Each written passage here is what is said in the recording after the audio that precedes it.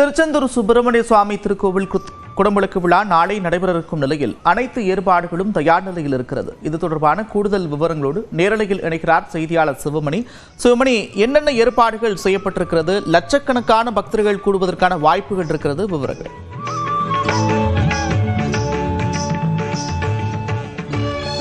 திருச்செந்தூர் அருள்மிகு சுப்பிரமணிய சுவாமி திருக்கோவில் அந்த திருக்குடமுழுக்கு நன்னீராட்டு விழா நாளை காலை 6:15 மணிக்கு மேலாக 6:50 மணிக்குள்ளாக நடைபெறுகிறது.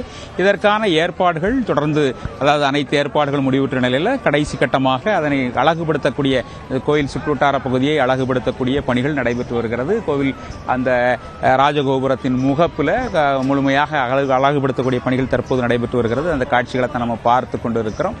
தென்னை ஓலையில் அழகாக வேய்ந்து முழுமையாக பச்சை பசையிலான காட்சிப்படுத்தப்படக்கூடிய நிலையில் அதில் எலுமிச்சம்பழம் மற்றும் பல்வேறு வகையான கனிகள், அதாவது நொங்கு, பலாப்பழம், மாம்பழம் உள்ளிட்ட பல்வேறு, அன்னாசி பழம் உள்ளிட்ட பல்வேறு கனிகள் இடம்பெற்று இருக்கிறது. இந்த பகுதி கரும்பு உள்ளிட்ட கனிகளும் இடம்பெற்று இருக்கிறது. இந்த பகுதி முழுமையாக மலர்களால் அலங்கரிக்கக்கூடிய பணிகள் தற்போது நடைபெற்று வருகிறது.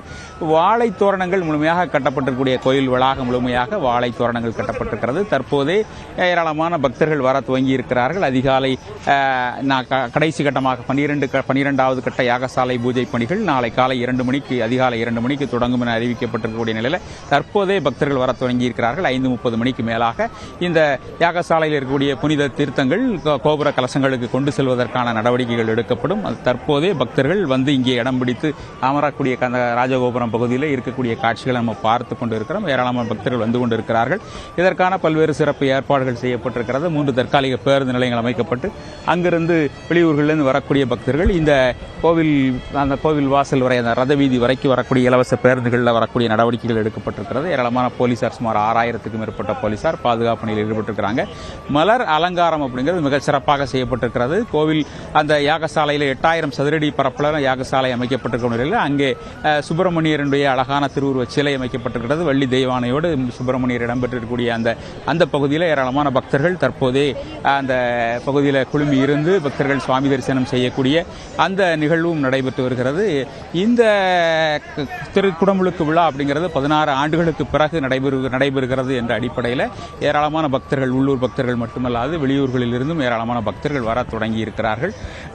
நாளை அதிகாலை வரைக்கும் அந்த பக்தர்கள் வரக்கு இரவு முழுவதும் அந்த ஏற்பாடுகள், பக்தர்கள் வருவதற்கான ஏற்பாடுகள் செய்யப்பட்டிருக்கிறது. அவர்கள் வருவதற்கான அனைத்து ஏற்பாடுகள், பாதுகாப்பு ஏற்பாடுகள் சிறப்பாக இருக்கக்கூடிய நிலையில் கோவில் வளாகம் முழுமையாக பக்தர்களால் தற்போதே நிரம்ப காணப்படுகிறது. தற்போது இந்த கோவில் அலங்கார பணிகளில் ஈடுபட்டு வரக்கூடிய அவர் கும்பகோணத்திலிருந்து வந்து இந்த அலங்கார பணியில் ஈடுபட்டிருக்கிறார். அவர்கிட்ட கேட்போம். அந்த கோவில் அலங்கார பணிகள்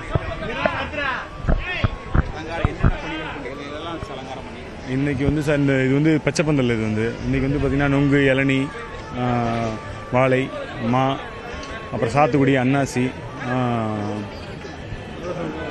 அனைத்தும் போட்டு, பலாப்பழம் அதெல்லாம் போட்டிருக்கோம் நாங்கள். இது எப்போதும் தொடர்ந்து சஷ்டிக்கு இல்லை, எங்களுக்கு வந்து ராஜகோபுரம் முகப்பு மட்டும் எங்களுக்கு பண்ணிக்கிட்டு இருக்கோம். சஷ்டிக்கு எப்போதும் பண்ணுவோம். இந்த கும்பாபிஷேகத்துக்காக சிறப்பாக இந்த ராஜகோபுரத்துக்கு அலங்காரம் பண்ணுறோம்.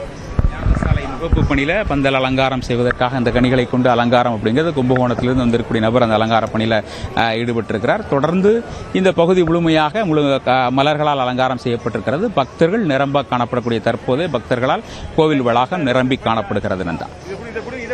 நன்றி சிவமணி, விரிவான விவரங்களுக்கு.